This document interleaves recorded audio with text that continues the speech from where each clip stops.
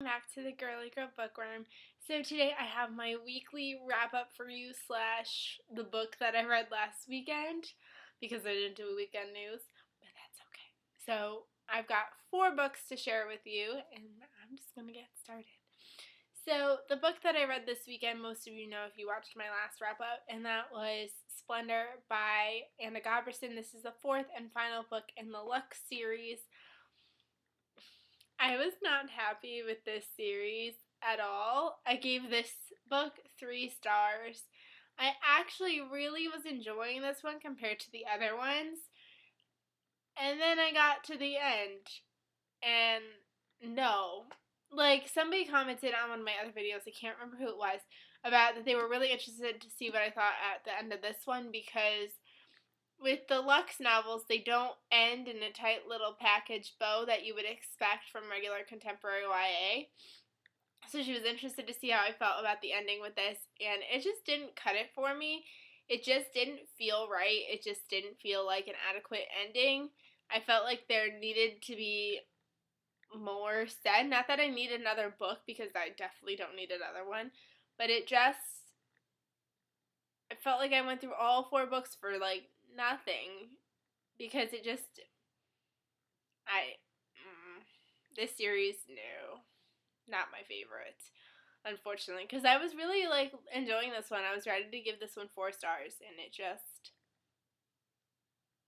nope. Which is interesting, because I actually really kind of enjoyed her Bright Young Things series right there, so I was kind of disappointed that I didn't like this, because I figured if I liked those, I would like these, and I just didn't. Now, that being said, I wouldn't count Godbersen out just because I didn't like this series, because like I said, I liked that one, and I'm really interested in reading The Blonde by Godbersen, so I don't think this will be the last Godbersen book that I read, so even though it was disappointing, I would still read more of her. Then this week, I finally got to read books that I was able to finally buy. So these are not from my TBR from before my Project 50. So that was exciting. So obviously the first book that I had to read was Dorothy Must Die by Danielle Paige. I had been looking forward to this book forever. I was avoiding reviews of it. I was avoiding anybody who hauled it. I would skip over what people were saying about it in hauls because I just wanted to form my own opinion about this book and not let anybody else's opinions affect it. And unfortunately, I was not the biggest fan of this book. I gave this book a 4 stars. I liked it, but it just wasn't what I was expecting.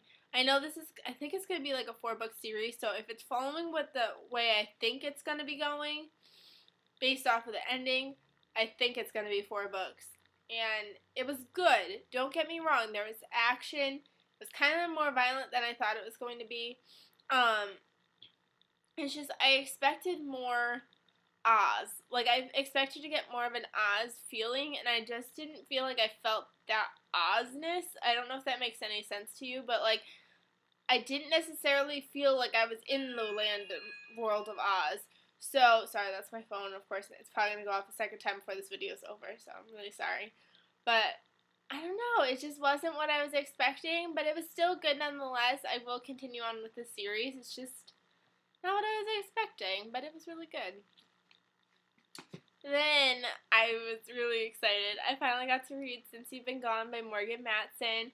I gave this book 5 stars. I was not expecting to love this book.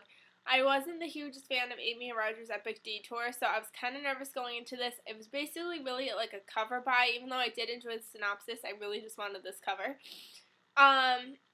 But it turned out to be really, really good. I was expecting, I was like, okay, there's a lot of hype around this book. I'm not going to like it, because I'm not always the hugest YA contemporary fan. But I loved it. It was so good. It's about 2 girls that are really good friends. They've been best friends for 2 years, and one day Sloane, one of the best friends, just disappears. And, why do I want to call her Abby? Her name's not Abby. Emily. So Emily, is upset because she's left by herself, and she gets a list because Sloane is known for making lists, and it gives her 13 things to do. So Emily feels like if she completes this list, she will get Sloane back. So she, on her way through this list, she makes friends. She really changes and grows as a person, and I really liked that.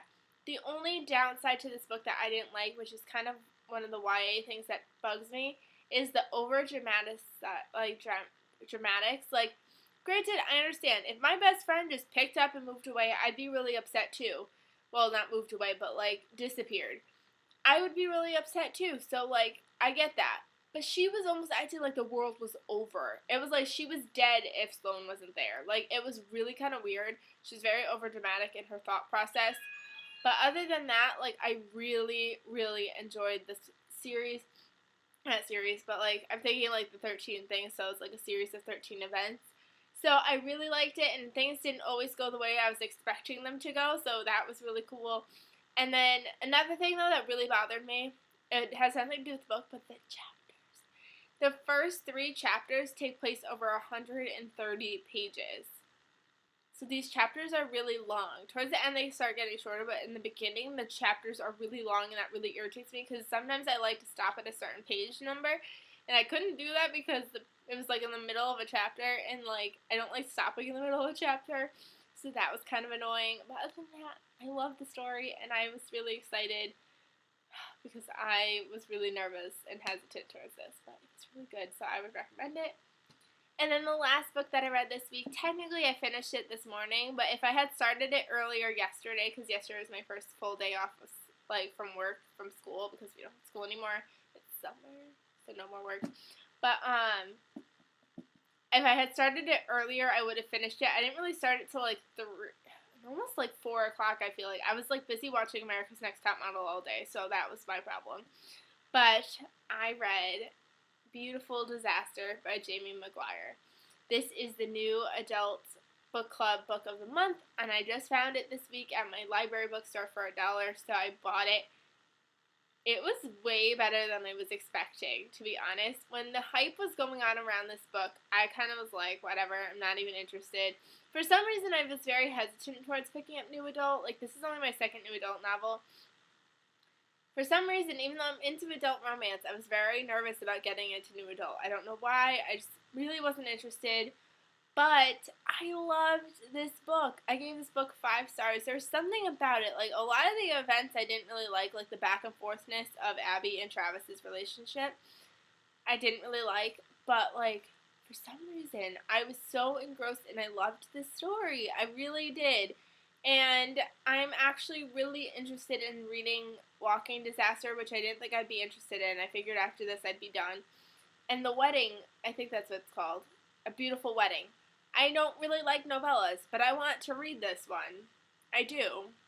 And if you don't know what Beautiful Disaster is about, like most of them I haven't really been giving synopsis about, but it's about a girl named Abby who meets a bad boy named Travis. And for some reason they make a good friendship. Like, they're complete opposites because Abby's like a goody two shoes that she presents herself as, and Travis is kind of like the bad boy. I'm gonna sleep with everybody known on campus kind of thing. Every girl, not everybody. And there goes my phone. Today's just a rough day. But they make a bet. If Travis wins, she gets to live with him for a month, and if she wins, he has to abstain from sex for a month. And that just takes off. And oh my goodness, so good. I really enjoyed this. I'm going to have to go answer that phone. But I would totally recommend this. Pretty much every book I would recommend. Maybe not the Lux series. But overall, I had a really good reading week. A 4-star, 2 5s. Can't get much better than that. But I'm going to leave you now, and I hope you guys had a really good reading week. Maybe you found a new book that you want to try out here, and I will see you guys in my next video. Bye, everyone.